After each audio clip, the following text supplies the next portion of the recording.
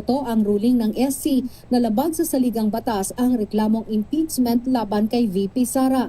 Tinawag pa niya itong judicial overreach at panghihimasok sa kapangyarihan ng Kongreso sa isang impeachment complaint. Dahil yan sa mga bagong requirements ng SC na ayon kay Soto, hindi naman daw required sa konstitusyon. Impeachment now is an impossible dream. Ayaw na nila may impeachment sa Pilipinas. Yan ang itsura nitong decision na ginawa ng Supreme Court.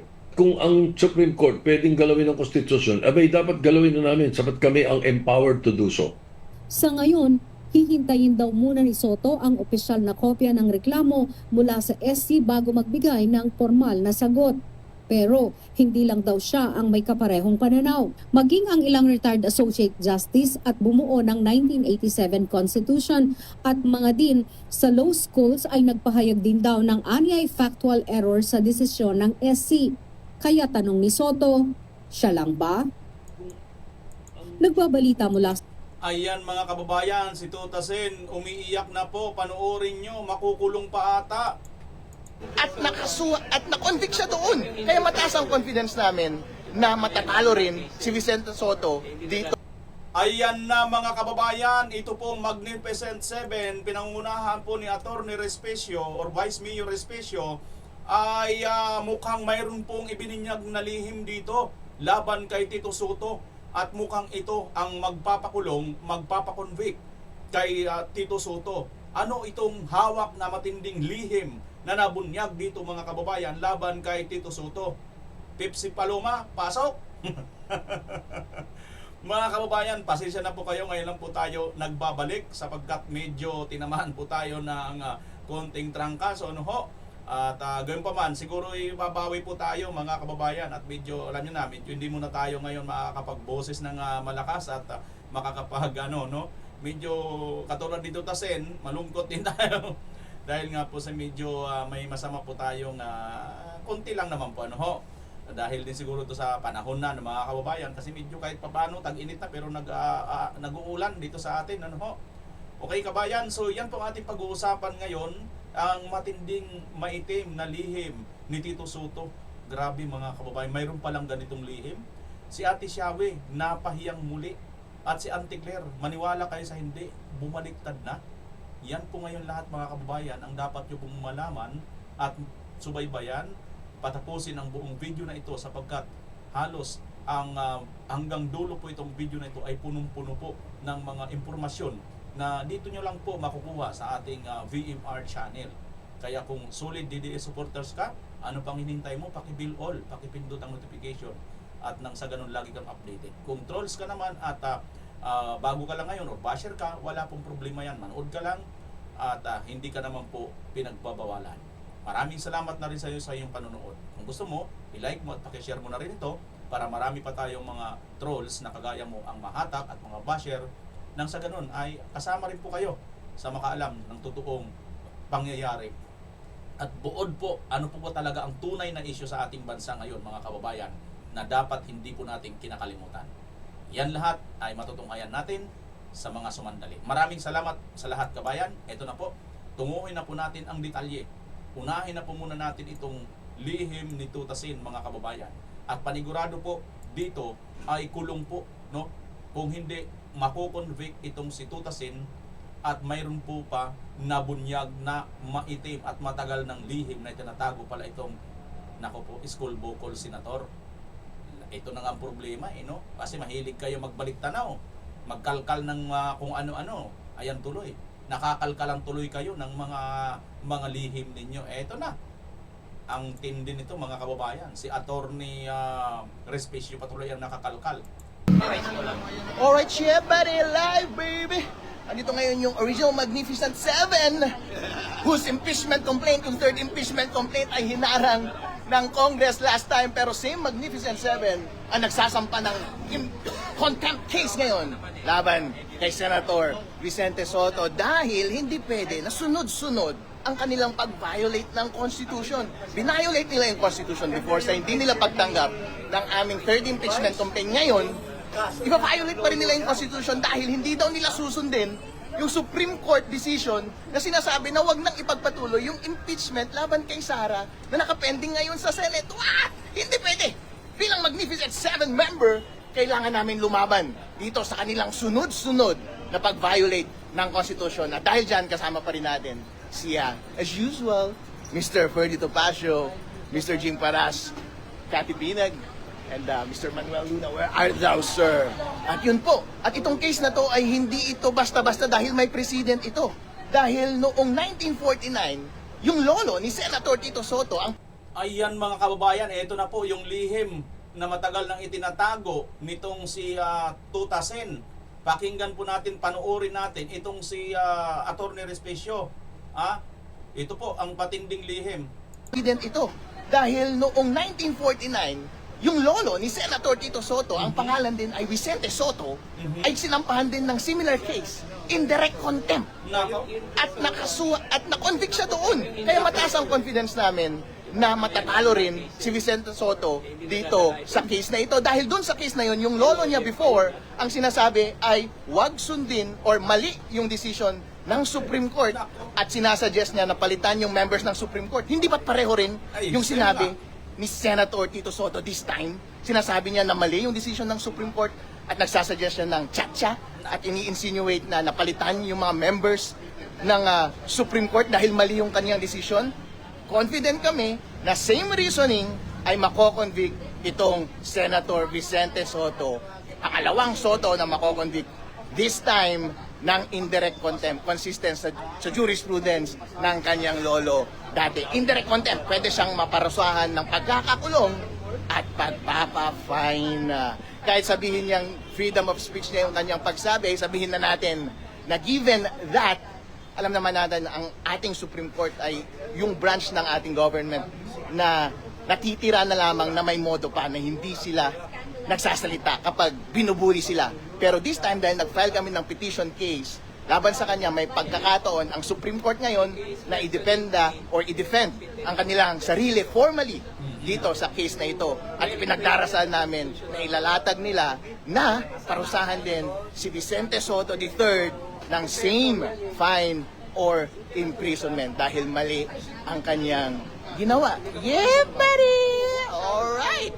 Sunod-sunod na paglabag ng konstitusyon ang ginagawa ng administrasyon na ito. Ang Magnificent Seven ay patuloy na lumalaban sa administrasyon sa kanilang consistent na paglabag ng ating konstitusyon. Hindi pwede na hindi ninyo tinanggap yung aming third impeachment complaint laban kay BBM, violating the Constitution, and this time gusto nyo pa rin i-violate yung Constitution sa pamamagitan ng hindi pagsunod sa desisyon ng Supreme Court at bubuhayin ninyo yung sinabi na illegal at void na impeachment case na nasa Senate ngayon. Wow! Grabe tong administrasyon na ito. Nagva-violate talaga kayo ng Constitution. Consistent. At makakaasa kayo. Kapag consistent kayong lumalabag sa batas at sa ating saligang batas, ang grupo na ito ay patuloy na lalaban sa inyo. Dahil kapag kami ay titigil, hindi pwede na magwagi ang kasamaan dito sa ating bansa. Yeah, buddy. Alright. Yuhu! Yan mga kababayan, itong announcement ni Attorney Vice Mayor Harold Respicio. Napakaganda po nito na kanilang ginawa. Kasi nga po, sa totoo lang mga kababayan, oo nga, minsan mayroon po tayong mga disgusto sa ating pong mga nangyayari sa ating bansa. Pero alam nyo po, wala na pong ipang final arbiter sa lahat ng mga pagtatalong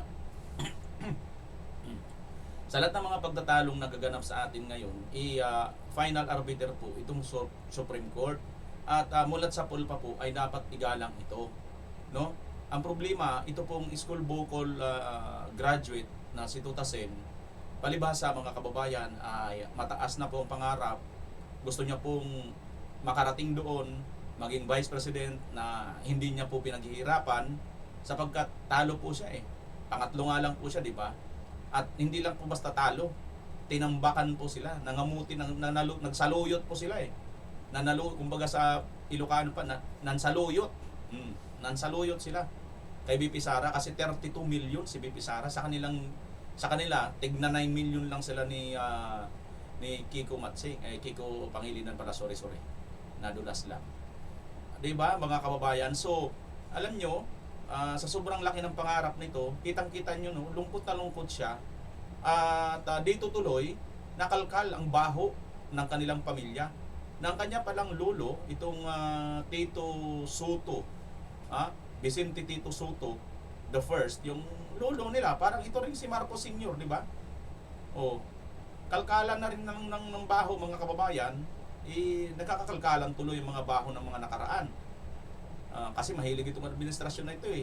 Lahat ng mga masasamang pangyayari ngayon naganap, pero isisisi nila kay Duterte. Hanggang kay Duterte lang, hindi nila ibabalik doon kay Noynoy.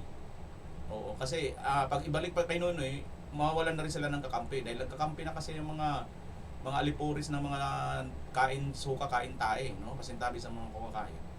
Ayun, so ito nga mga kababayan, alam mo ang ating dito, alam mo sa mga ganitong pangyayari kila Atty. Respecio sa ginagawa nila, nabubuhayan po tayo kasi nga po ako naano na rin ako minsan nadidismaya na rin ako na ano ba ito, hindi man ako abogado pero ramdam ko po na hindi na po nirerespeto bitutasin itong Korte Suprema, ano ho, itong final arbiter, di ba? Which is, alam nyo, ako hindi ako abogado pero dapat nga may ano pa ito mayroon pa itong aggravating circumstances, di ba?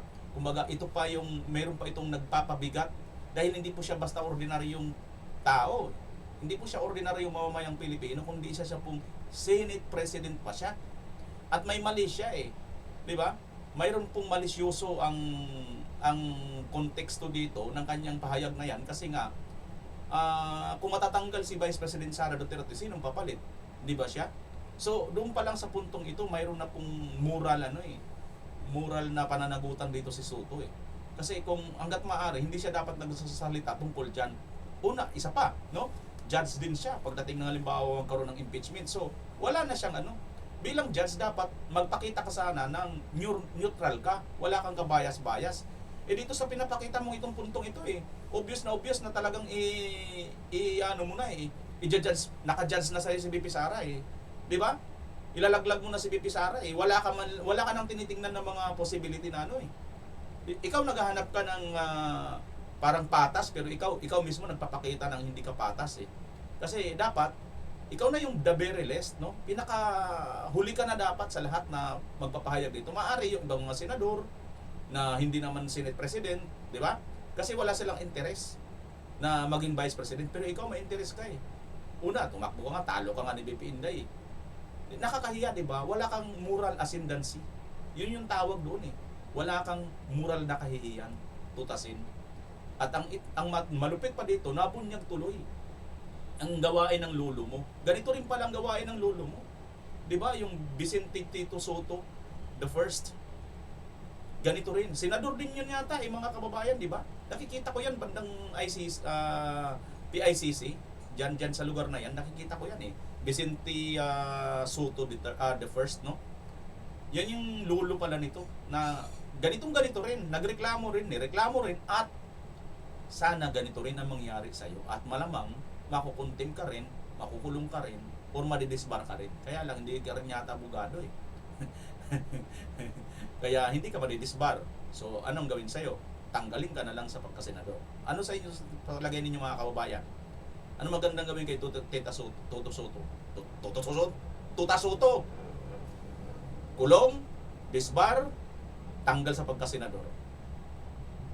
Kayo na po ang umusga, taong bayan, kasi sa tingin ko, may president, no? Sabi nga ni Atty. Respecio, may president. Ibig sabihin, may nauna ng desisyon at war a coincidence. Hindi basta coincidence. Lolo mi mismo. Same kayo at ang hatol, imposible naman. Magkamag-anak kayo, the same din ang magiging hatol sa inyo. Kaya good luck.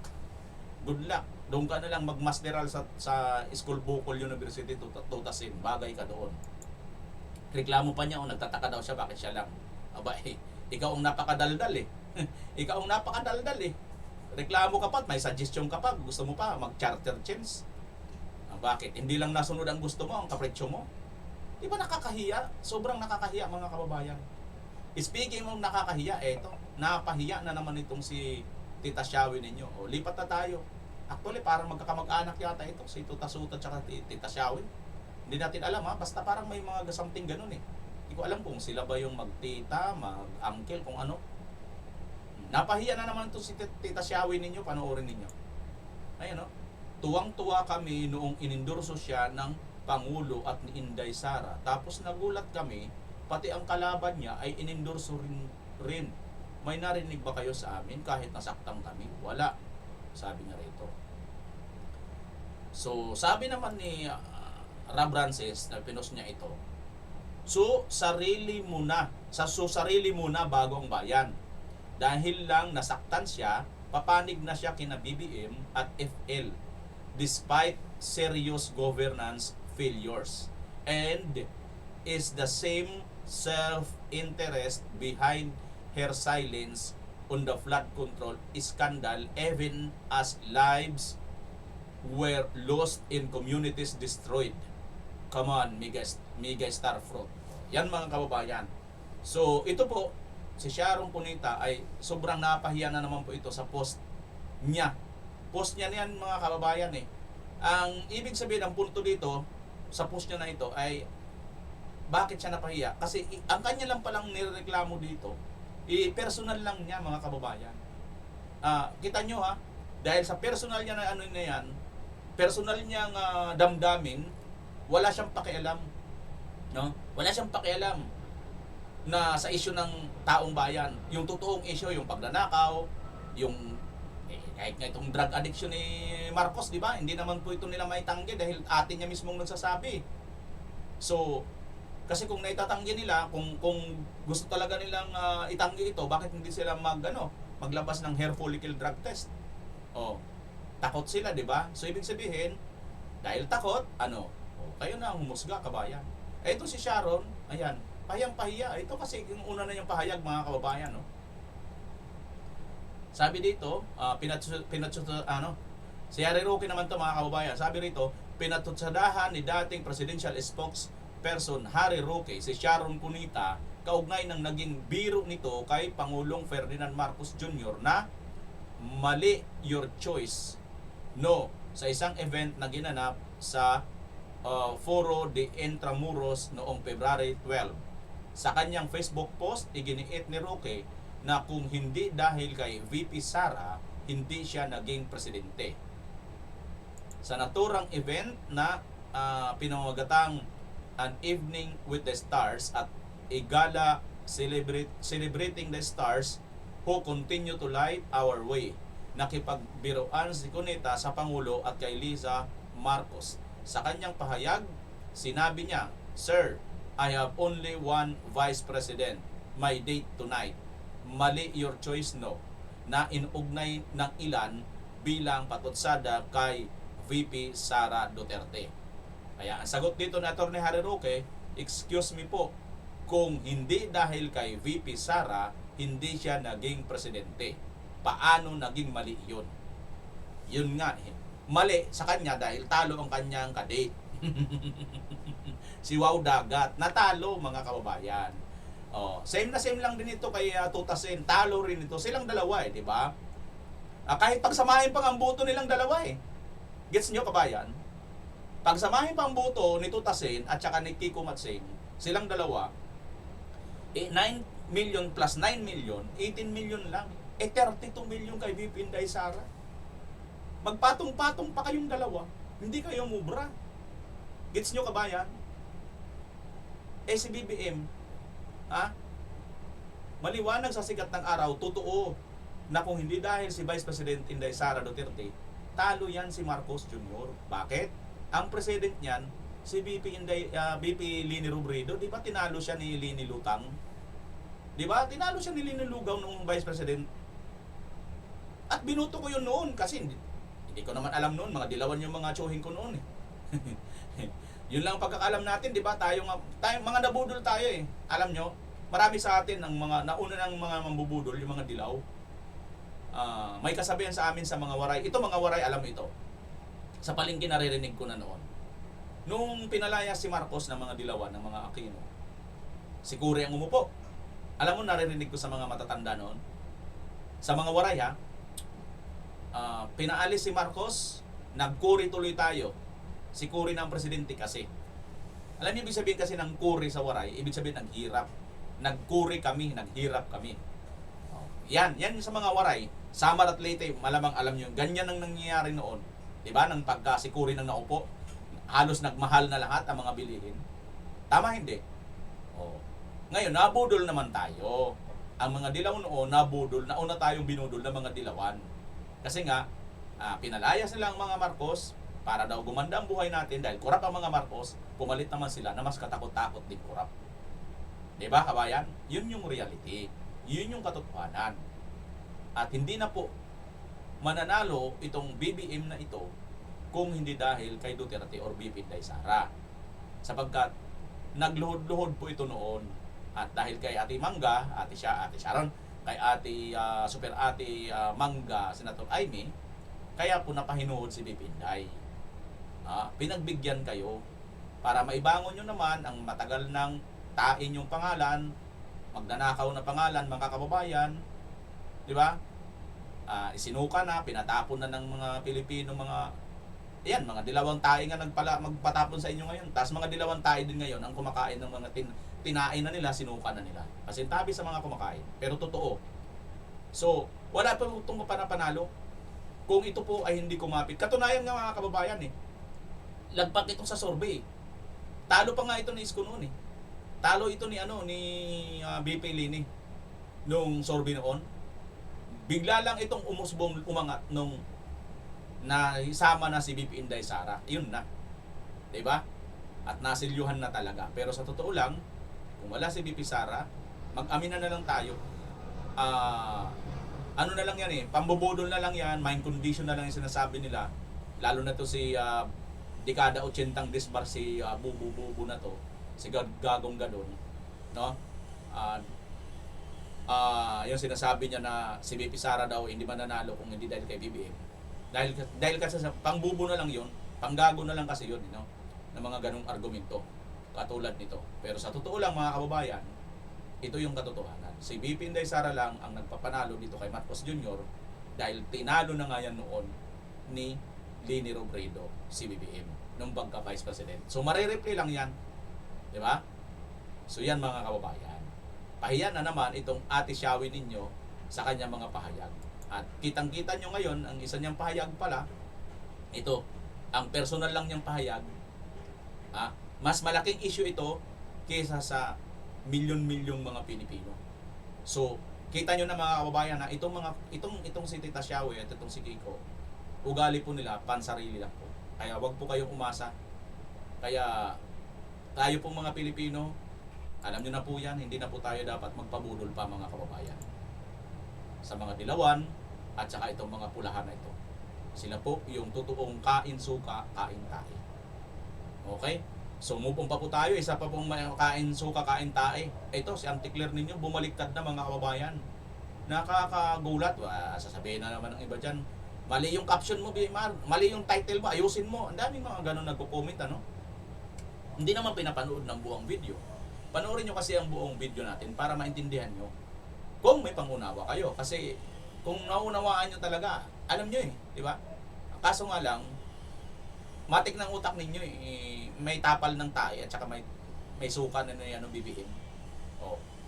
Sinuka nyo na kasi, nilamon nyo pa, kaya hindi na kayo talaga makadistinguish kung ano yung masarap, ano yung mabaho, ano yung malinis, ano yung maganda, ano yung matmi.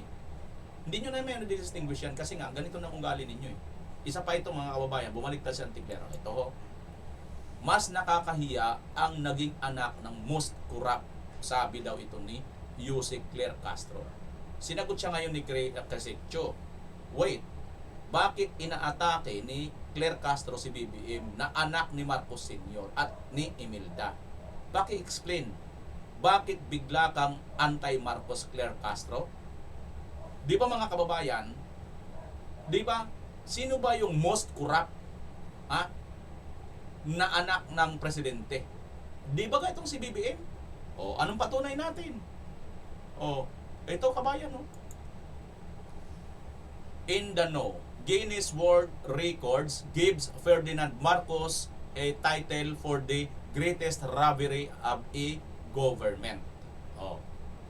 The government of the Philippines announced on 23 April 1986 that is had succeeded in identifying 860.8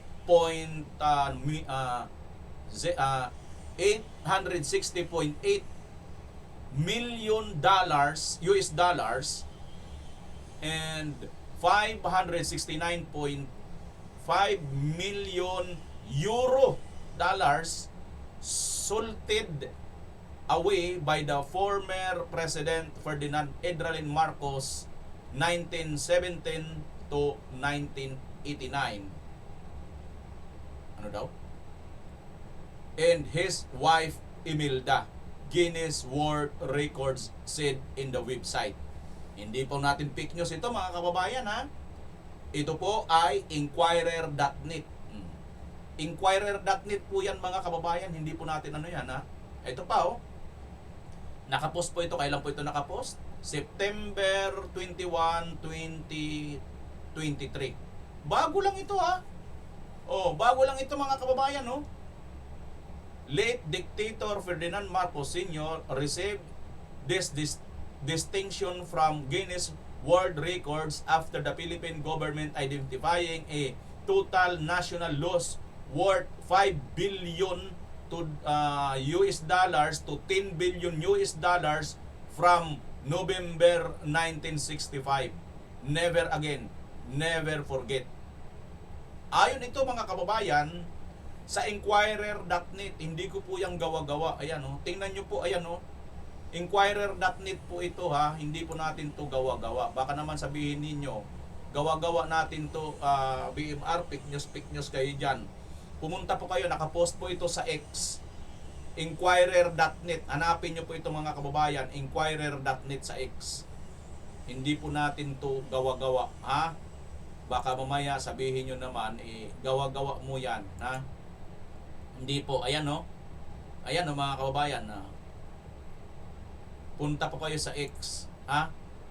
Nandun po yan, nakapost sa X mga kababayan. So yan po ang totoo. Ito pong Marcos Sr. at ang nanay niyang si Imelda ay ang sinasabi dito ni Auntie Claire na mas nakakahiya ang naging anak ng most corrupt. So, ano ba mga kababayan? Bumaliktad ba si Auntie Claire? Sa tingin nyo, bumaliktad ang utak mga kababayan, ano? Bumaliktad ang prinsipyo. Dahil sa totoo lang, alam niya po yan eh, na may Guinness Book of Record po eh. Alam niya po ito eh. O, baka paratangan nyo ako, ayan o. O, screenshot nyo yan o. Inquirer.net. Nakapost po yan. 10 a.m. September 21, 2023. Ang views po nito, 1.7 million views. Nasa X po ito, hindi po natin to gawa-gawa. 2023 pa po ito nakapost. Ang sinasabi nilang nawala daw ito, tinanggal daw ito, nandito po sa Inquirer. Hindi naman tinatanggal ng Inquirer, naka ano naman po ito eh. Naka ano naman po ito mga kababayan eh. Naka ano dito, naka-post 350 comments, 17,000 repost, 33,000 nag-like at 1.7 million views. Grabe, laki na ng views pala nito mga kababayan, no? So yan, Auntie Claire, bumaliktad na ba? Bumaliktad. O paano nga lang? Bumaliktad sa kanyang prinsipyo. Na ano yun? Ha? Yan. Hindi niya na alam kung sino ang most corrupt. Dahil dyan, napahamak pa ang kanyang boss. Dahil ang kanyang boss, yun ang anak ng most corrupt. History po yan. Hindi na po yan mawawala mga kababayan. Ito pa. Gusto nyo pang dagdagan natin ang katunayan? Ito, panoorin ninyo. Video na ito mga kababayan ha, hindi na po ito gawa-gawa. Panoorin nyo. Ito pong mga Marcos, di ba merong paghahabol na ginagawa ang Estado sa kanilang umano'y nakaw na yaman? Ano ho bang kaibahan nito pong mga kaso, halimbawa po nito pong si Binibining Cabral at ng mga Marcos sa usapin po ng saan isasampa at bakit ang tagal nung kay Marcos at dito po paano mamamadali ito? Ito hong mga kaso po in case po kay Cabral. Well, wala ko namang masyadong pagkakaiba. Pareho din ho yung ill-gotten wealth kung mapapatunayan. Alam mo yung mga kaso ng mga Marcos, marami na rin ho silang kaso na they were proven guilty beyond reasonable doubt. At Ano daw mga kababayan? Ano daw ang sabi dito? Marami na po silang kaso na na-declare po silang guilty beyond reasonable doubt. Ulitin na to, bay. Baka mamaya yung mga bungol-bungol itong mga bungol-bungol itong mga taga-pag-fake news na mga loyalista nga ni BBM. namang masyadong pagkakaiba. Pareho din ho yung ill-gotten wealth kung mapapatunayan. Alam mo yung mga kaso ng mga Marcos, marami na rin ho silang kaso na they were proven guilty beyond reasonable doubt. At Ano daw po yan na proven guilty beyond reasonable doubt? Ang mga kaso ng mga Marcos na walang pagkakaiba. Saan? Ang kaso ng senior at ang kaso ng junior ngayon, si Cabral at noon yung naka-Guinness Book of Record, walang pagkakaiba at napatunayan pong na guilty. No? Guilty beyond reasonable doubt. At naawa lang si Tatay Digong dito sa matandang nanay ni BBM. Kaya nga mga kababayan, antayin nyo na lang po. Ang gaba, dili lang magsaba, no? Ako talaga, kaya sa totoo lang, ayaw ko pa sana mag-vlog, no? Kaya lang, nag-aalala na ako, baka yung mga nag-aabang sa akin, nag-aalala rin kayo, no?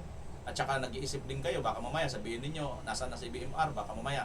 Kasi di ba, mamayan tayo pag nanahimik, baka sabihin, bayaran na, pinatahimik na, para hindi na magsalita, di ba, magdaldal. Hindi po mga kababayan, awa tulong ng Diyos.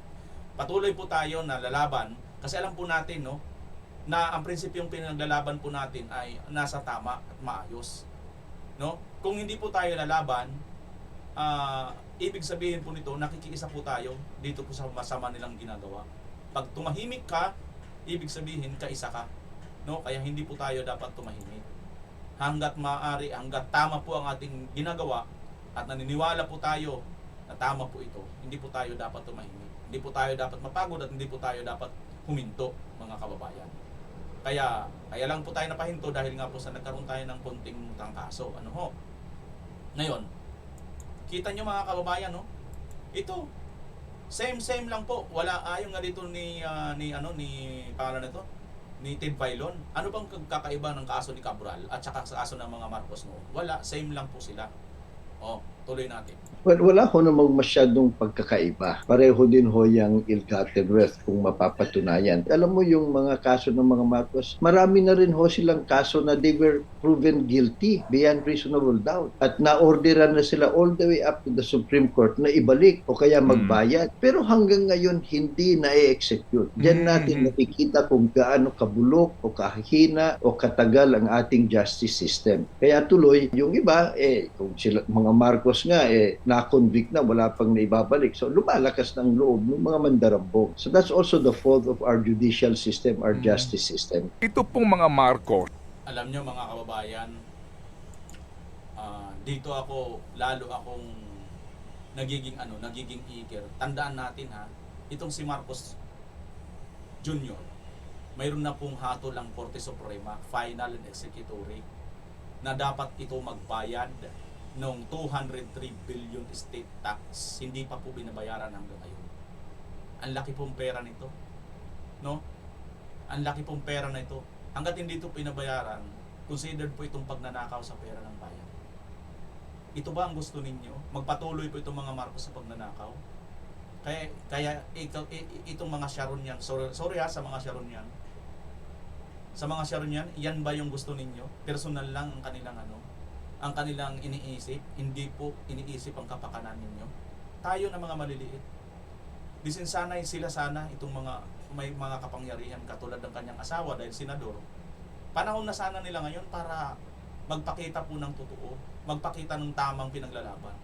Dito po mga kababayan, naalala ninyo noon, di ba? Nang pinalibing ni Tatay Digong itong Marcos Sr. na itong tatay ni BBM. Sino mga unang nagsalita noon? Ayan, si Kiko, yung asawa ni Shawin. Gusto pa nilang ipahukay, di ba? O, kita nyo, mga kababayan. Ngayon, magkakasama na sila ngayon. At dito nyo talaga makikita na sila, sarili lang talaga nilang iniintindi nila. Hindi po nila iniintindi tayo na mga maliliit. Pagdating lang po ng eleksyon, saka sasabihin nila para sila sa atin. Maglilingkod sila sa atin, pero hindi. Kaya nga po mga kababayan, tayo, nakita na po natin, mga Duterte lang po talaga ang totoong naglilingkod para sa atin na mga maliliit. Katunayan, ayan nga po ngayon, pilit po nilang nagsakripisyo po si Tatay Digong. Ginawa po nilang buhay na bayani.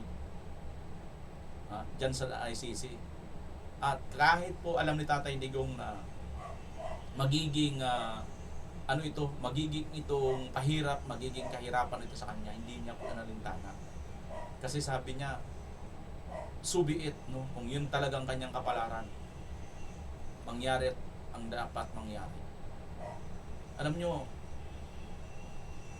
marami ang mga nagsasabi kay Tatay Digong na hindi daw makadiyos. Pero alam nyo yung ginagawa ni Tatay Digong. Sabi kasi nila may mga bintang kasi, no, mga ini-splice yung mga video. Tatay Digong daw hindi daw kumikilala sa Diyos, wala daw ginagawang, wala daw ano sa Diyos. Naku. Dahil nga po yun sa mga splice na mga video, pinutol nila, tapos pinamali nila. Mahilig po sila ganyan. Ganyan po yung gawain ng mga demonyo.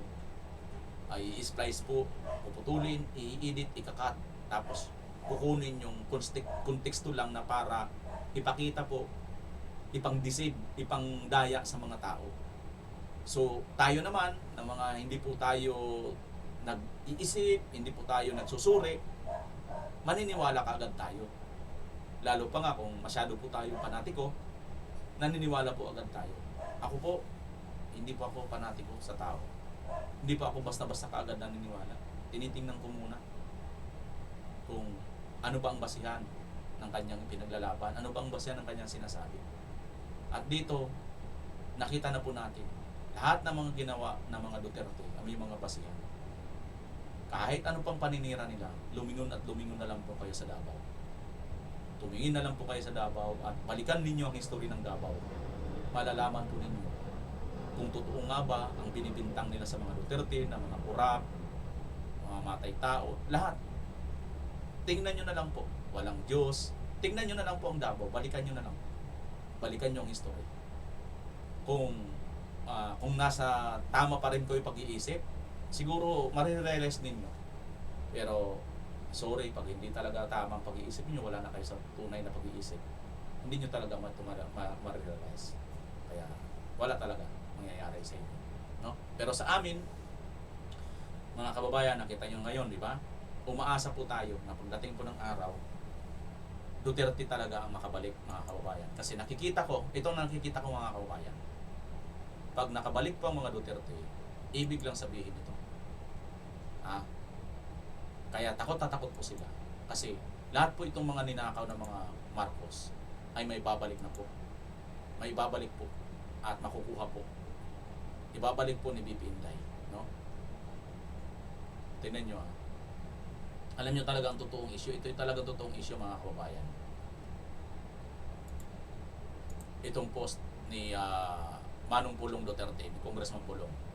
Please be reminded that the following national issues have not been resolved: flood control corruption, ghost projects, defuta speaker contractors, young guns, flood control, ghost projects, ICI investigation, Tambaloslos, Charis Saldilab insertions triangle, Bangag drug addiction, Anti-Claire, Brownie pasok, ayaw kalimot sa visual eyed wow, sabi ito ni Manong Pulong Duterte, mga kababayan. So, ito po ang totoong issue, yung flood corruption at mga ghost projects ng mga young guns at itong ICI investigation na hindi natin alam kung band ba doon sa Ilocos, na persona ng grata ba itong si pangalan nito? Si Vince Dizon, bakit hindi makapunta-punta doon sa Ilocos? Na ban ba o mayroon bang passport doon? May panibago namang passport doon. Bakit hindi niya mapuntahan itong Ilocos? Tungkol ito sa mga flood control ni Charis Pepingco, mga kababayan. Ito. Panoorin nyo itong video. Ano ba talaga ang isa pa sa pinakabuod ng lahat ito, mga kababayan? Di lang Marcos at Duterte ang magtutuos sa 2028. Ayon sa isang world-renowned political strategist, ang patuloy na bangayan ng dalawang higanteng dinastiya posibleng maging daan para sa pagsibol ng third force. Yan ang exclusive agenda report ni Attorney Karen Jimeno.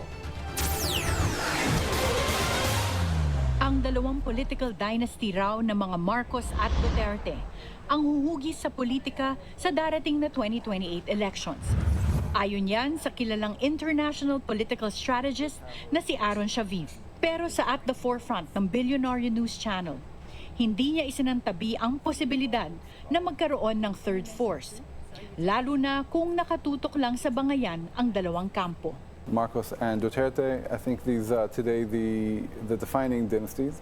I also think because of the dynamic between the two, there's an opportunity for a third force to really rise in 2028. If the two sides are focused on each other and they lose sight of what's really important to the voters, I think that's a platform, a healthy platform for a third force to rise and to make a real dent in 2028. Isa rin anya sa mga huhubog sa magiging takbo ng halalan sa 2028 ay ang pagtugon ng administrasyon ni PBBM sa flood control scandal. I think the government today has a chance to take responsibility and take very decisive action. If it does, it maybe, be able to put this issue to the side before 2028. But if it hesitates, and if it doesn't take care of this situation and doesn't remedy it, they may very well find this as a defining issue of 2028. Dagdag ni Shaviv, may mga bagay din na malaki ang magiging impluwensya kung sino ang mangungunang kandidato sa 2028. Picking a good VP candidate would be crucial, and corruption and transparency. I think those are the main issues that really have to be addressed. At sa mga gustong tumakbo bilang Pangulo o Pangalawang Pangulo, dapat anya ay ngayon pa lang naghahanda na sila. I think what's definitely true is that the 2028 elections are being shaped today. So in fact, if you're a senior candidate who's thinking about running in 2028, if you haven't started your campaign already, then you're too late. Kilala si Shaviv bilang tagapagpayo sa mga presidente at prime ministers at bahagi ng pagpanalo ng mahigit 20 heads of state sa iba't ibang panig ng mundo. Kasama na rito si Israeli Prime Minister Benjamin Netanyahu. Para sa agenda, Attorney Karen Jimeno, Billionaire News. Ayan mga kababayan, so ito pong political analyst or strategist ay sinabi niya na po no, na maaaring magkaroon po ng dark horse no, sa isang banda. Alam niyo mga kababayan, despite po sa issue ngayon na nangyayari, kumunoy na po itong si BBM, given na po yan. Itong administrasyon ni Marcos, kumunoy na po ito no, dito sa flood control issue. Hindi na po siya makakabangon dyan hanggang matapos na lang po niya itong kanyang termino. Hindi niya na po ito magagawa. Bakit? Sigurado na po tayo dyan mga kababayan dahil hindi niya po kayang ipakulong ang kanyang pinsan, no? Hindi niya po kayang ipakulong ang kanyang pinsan. Alam nyo, ako, ito magtutuhanan lang tayo mga kababayan. Kasi nga, si BBM, hindi pwede siyang kasuhan ngayon, di ba? Dahil hindi siya pwedeng kasuhan dahil presidente siya. Immune pa siya. Now, sino na, bagamat sabihin na lang natin, pinagdududahan na si BBM ang pinaka-mastermind sa lahat ng ito. Pero, sa tingin ko, kahit pa paano, pag naipakulong mismo ni BBM itong kanyang pinsan, si Martin Romualdez, kahit pa paano, medyo makakabawi-bawi siya. Pero hindi pa doon. Kasi siya talagang dapat nandoon. Silang dalawa magpinsan. Perhaps pati yung kanyang asawa, kanyang anak, di ba? Pag nangyari ito mga kababayan, kahit lang itong si pinsan lang, malamang sa malamang medyo papayapa ang tao. Pero hanggat hindi ito mangyayari, magiging isa ito sa distinction na naman ni BBM. Baka malagpasan pa niya yung Guinness Book of Record ng kanyang tatay. At naniniwala ako kabayan, mangyayari talaga yan. Lalo na kung si BP Inday Sara ang maging presidente. Bakit? Ang battle cry natin ngayon, hindi na po kung ano-ano. Ang battle cry natin ngayon, kailangan si BP Inday lang ang maging presidente sapagkat siya lang ang may kakayahan bawiin singilin lahat ng mga ninakaw ng mga congressman, mga senador, presidente, at itong mga alipuris ng gobyerno sa DPWH, lahat. Pati itong mga trolls, pati itong mga vlogger. Si BP Inday lang ang may kakayahan nito. Panagutin. Sapagkat bakit? Siya lang naman po ang walang bayad ng korupsyon tungkol dito. Dahil hindi po siya kasama dyan sa flood control. At hindi po basta-bastang pera yan. Kaya ako, naniniwala ako kabayan. Hindi ako natatabangan na wala ng pera pag upo ni BP Inday. Hindi. Kasi kayang-kayang bawiin niya. Nagawa nila ito ngayon, sa talino ni BP Inday, kayang-kaya niyang maibalik. Baka nga, mas mapalaki pa. Dahil itong 203 billion estate tax ni Marcos, masisingil na yan mga kababayan. Hindi yan nasingil noon, dahil nga sa nakipag-ano sila, binudol nila si Tatay Digong. Di ba? Kaya, sige lang. Hindi nyo dapat isisiyan kay Tatay Digong kasi may nauna pa kay Tatay Digong. Di ba? Napakarami. Una na nga si Kure, ba't hindi siningil? Hanggang ngayon. Di ba? So, pagdating ni BP Inday, mga kababayan, masisingil lahat ito, kaya mayaman po ang ating Pilipinas. Dahil napakarami po ito. Sila Recto, yung ninakaw nila Recto na pera ng PhilHealth, ay babalik yan para sa PhilHealth. Napakarami po ang problema sa mga ospital. Nagawa pang nakawan itong Marcos Jr. at ni Recto. Ngayon mga kababayan, ano ba ang buod talaga ng lahat ng ito? Bukod dyan sa flood control na mga issue, ito yun. Given na po ngayon na ito pong Marcos administration, napakabaho na po. Hindi na po ito, kumbaga, pag ito ngayon yung pipiliin niya ngayon na maging presidente, kiss update po yun. Halik ni Judas na po yun. Halik na po ng kamatayan. Katapusan na ng karir mo pag ikaw itinaas ni BBM. Ano na lang po ngayon ang kanila? Makinarya, machineries, pondo. Kaya, kanya-kanya na sila ngayon pasikat. Tingnan nyo, 3-10 magpasikat si Risa. Sino-sino mga pumupurma ngayon? Si Risa, si John Vic Remulla, si Leni Robredo, nagpaparamdam na. Si Kiko, nagpaparamdam. Kanya-kanya po sila paramdaman, mga kababayan. Kung sino po ngayon ang mapupusuan ni BBM, doon po ngayon ibibigay ni BBM ang makinarya at ang suporta. Pero, itaas ang kamay, siguro formality na lang, pero alam na po nila yan. Hindi na po nila hindi na po nila gusto or wala na po silang ano doon sa, di ba dati Irap Magic, pag itinaas ka ni Irap, di ba ang laki ng panalo mo, di ba mga ganun mga presidente, pag itinataas talagang more on, katulad ng Tatay Digong, napakarami mga tinaas ang kamay, panalo, di ba? So may ganun, pero si BBM wala na pong ganun. Given na po walang ganun si BBM, kaya ang hawak na lang talaga ni BBM ito, makinarya na lang. Yan na lang po ang hawak ni BBM ngayon. Yan na lang po ang pinag-aagawan nila Kiko, John Vic, Lini, Risa Hontiveros, at perhaps Tulfo. So kung sino man, kaya tingnan mo sila, pero pareha sila mga kababayan, di ba? Hindi sila lumalaban. Pati ito si Tutasin. Di ba hindi nila binabangga itong administrasyon na ito. Pinapakisamahan na lang nila. Despite na tae, kinakain na nila. Sige, kainin na lang natin itong tae na ito. Alang-alang sa pansarili natin, interes at posisyon. Baka sakali, tayo pa ang piliin niya. Yun na ngayon ang maaaring third force na sinasabi nitong analysis nito. Lulutang ang third force or yung parang dark horse. Bakit? Kasi habang nagbabanggaan ang Duterte, focus dito sa issue ngayon, tinatantad nila ang Tatay Digong, anti-China, pro-China issue, ICC, tapos si BP Sara, confidential fund, doon nila tinatantad ngayon. Tadtarin itong administrasyon na ito. Ganun ang mga issue. Wala po. Ganun na lang po eh. Obvious naman na wala pong kwentang-kwenta itong mga ano nila. Versus sa pinambabato sa kanila ngayon. Hindi lang Duterte, taong bayan, yung flood corruption na trilyon-trilyon, mas malaki yun, di hamak dito sa issue na binabato nila sa mga Duterte. Pero alam nila na hindi sila mananalo, issue for issue, punto pag-uusapan, makakurot man lang sila. Mabawasan man lang nila yung sobrang napakataas talaga ng rating ni BP Inday. Ha? O, tinan nyo itong rating. Yun po ang ibig sabihin niyan, mga kababayan. Gusto lang po talaga nila makakurot man lang. Hindi na po talaga nila hangad na manalo pa sila. O?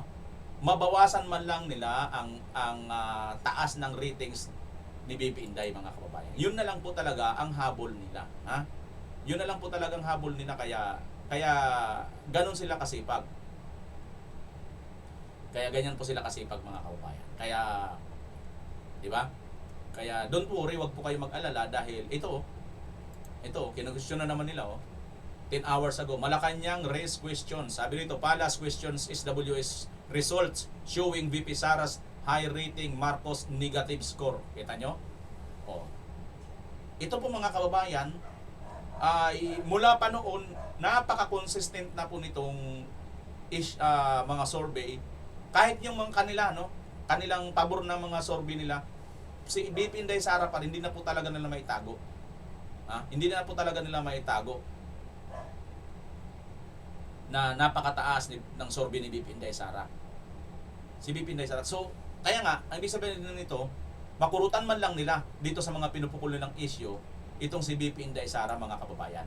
So hanggang doon lang naman talagang habol nila. Mabawasan lang talaga nila. Kasi ganito sobrang taas Parang bang ganito, yan, comparison. Kakakurot, bumaba lang ng konti. Yan, mapababa lang nila ng konti, yan lang talagang target nila, mga kababayan, sa totoo lang. Yan lang target nila.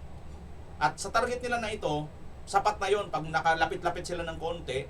Pagkatapos, may suporta pa si BBM na makinarya. Hindi kasikatan, hindi buto ang ibibigay ni BBM, kundi makinarya lang, mga kababayan. Kasi wala na pong bumubuto kay BBM. Wala na po. So yan. Yun lang ang habol nila. Nang sa ganun, kahit paano, lumapit-lapit man lang sila pagdating na po ng 2028. Yun po talaga ang kanilang target. At yung isa na yun yung magiging third force na magbibit-bit, ng makinarya ni Marcos Jr. Gets nyo, kabayan? Pero ang battle cry natin, nagsama-sama itong mga ugok, itong mga unggoy na ito, itong mga ugag na ito, na pansarili lang nila ang kanilang iniisip. Question, lahat sila, sama-sama, kabayan. Kinestyon nila yung 125 million ni confidential fund ni BP Sara. Hindi nila question yung 10 billion confidential fund ni Marcos. Hindi nila question. Pero yung 100, question nila. At hindi rin nila question yung trilyon-trilyong perang ninakaw nitong mga Marcos administration dito nga sa flood control. Yan po ang totoo at maliwanag na malaking issue. Lahat ng mga ito, hindi nagka-question kasi nga, pansariling interes, pag question ko si BBM, hindi sa akin ibibigay yung makinarya. Gets nyo? So, para mabawi ng sambayanan ang pera ng bayan, BP Inday Sara, sabihin na po natin ngayon pa lang, ayon nga dun sa dapat ngayon pa lang naghanda ka na kung may plano ka sa 2028. Kaya lahat tayo, mga kababayan, ikalat nyo na sa buong Pilipinas. Gusto nyo pong mabawi ang pera ng taong bayan? BP Inday Sara ang atin ibuto sa 2028, mga kababayan. Iluklok natin si BP Inday Sara. Siya lang ang magbabalik ng ninakaw nitong mga Judas Barabas Estas, magnanakaw sa gobyerno sa pangunguna nitong Marcos PBM na ito. Sapagkat, mga kababayan, si BP Inday Sara lang ang bukod tanging kumontra sa administrasyon na ito. Lahat ng mga dating kalaban ng mga Marcos nakipagsabuatan na, nakipagkampi na sa mga Marcos alang-alang sa makinarya.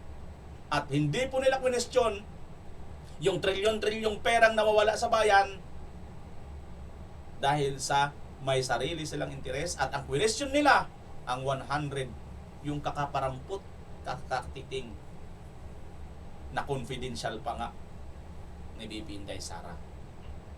Yan. Ang battle cry natin, mga DDS, ikalat natin sa buong mundo. BP, kung gusto mong mabawi ang ninakaw nitong mga hunghang na ito, BP Inday Sara ang ating iboto. Naniniwala ako, naniniwala kayo.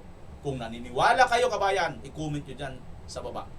At sabihin ninyo, taos puso, organic ako, solid ako susuporta. At mag-share ako, ikakalat ko lahat ng mga balita na si BP Inday Sara lang ang makakapagbalik ng pera na ninakaw nitong Marcos administration kasama ng kanyang mga kasabwat. Maraming salamat mga kababayan. Sa sunod na lang po tayo mag-shoutout. Pilipinas, as always. Bye-bye!